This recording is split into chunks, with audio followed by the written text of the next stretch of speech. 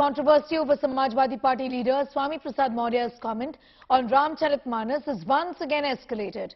Well, as the party appointed Swami Prasad Maurya as the General Secretary on Sunday, the chief priest of one of Ayodhya's temples, Mahant Raju Das, has issued a death threat against the Samajwadi Party leader. Mahant Raju Das has announced a reward of 21 lakh rupees a person who beheads Swami Prasad Maurya, slamming the chief of the Samajwadi Party, Akhilesh Yadav, for defending Swami Prasad Maurya over his rather derogatory remarks against Ramcharitmanas. Raju Das has said that the Samajwadi Party chief promotes those who abuse Hindu saints. Meanwhile, the BJP has also attacked the Samajwadi Party. BJP spokesperson Rakesh Tripathi has said Samajwadi Party rewarded and encouraged Swami Prasad for speaking against Ramcharitmanas, considered sacred by the Hindus. Earlier, Swami had claimed that certain verses of Ramcharitmanas was an insult as a major part of society on the basis of caste, demanded that these parts be banned and removed. Swami Prasad Maurya ने यह भी कहा कि हाथी चले बाजार, कुत्ता भूखे हजार, साधु संतों को ब्राह्मणों को उसने कुत्ता कह दिया। इसके नाते हम अपील करते हैं और उनके ऊपर 21 लाख का इनाम घोषित करते हैं। स्वामी प्रसाद मौर्य का जो भी सर तन से जुदा करेगा उसको राजू दास 21 लाख का इनाम देंगे। इसके साथ साथ सरकार से हम मांग करते हैं कि उत्तर प्रदेश में जिसने रामचरितमानस की प्रति जलाई है उसके खिलाफ सख्त से सख्त कार्रवाई करे, नहीं तो हिंदू जनमानस खुद उन लोग के ऊपर कार्रवाई करेगा।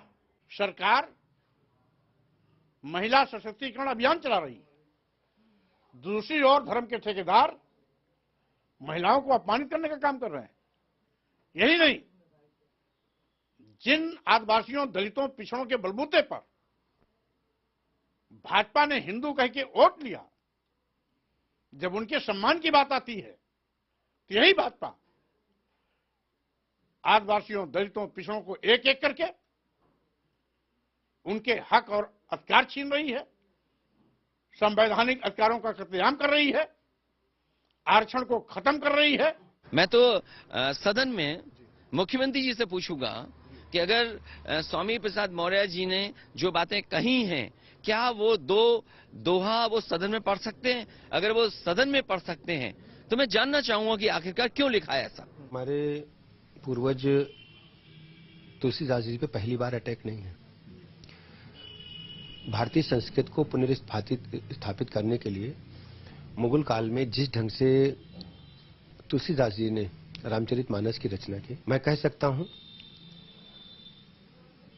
सनातन धर्म अक्षुण्ण है, वो लगातार मजबूत होता रहा है। वसुधैव कुटुंबकम का नारा भारत ने ही दिया है, और ये सब जो ताकतें हैं जो भारत को या हिंदू धर्म को कमजोर करने के लिए तरह तरह के षड्यंत्र लगातार रचती रहती हैं, ये कभी सफल नहीं हुए। पर अखिलेश यादव भी अब कह रहे हैं कि भाई जो दो पंक्तियां हैं क्या सीएम योगी सदन में पढ़ सकते हैं? मैं तो विधानसभा में पूछूंगा इस सवाल। देखिए, रामचरितमानस का पाठ हर हिंदू के घर में होता है और सभी लोग उसकी कोई न कोई चौपाई अपने जीवन में उतारने का काम करते हैं।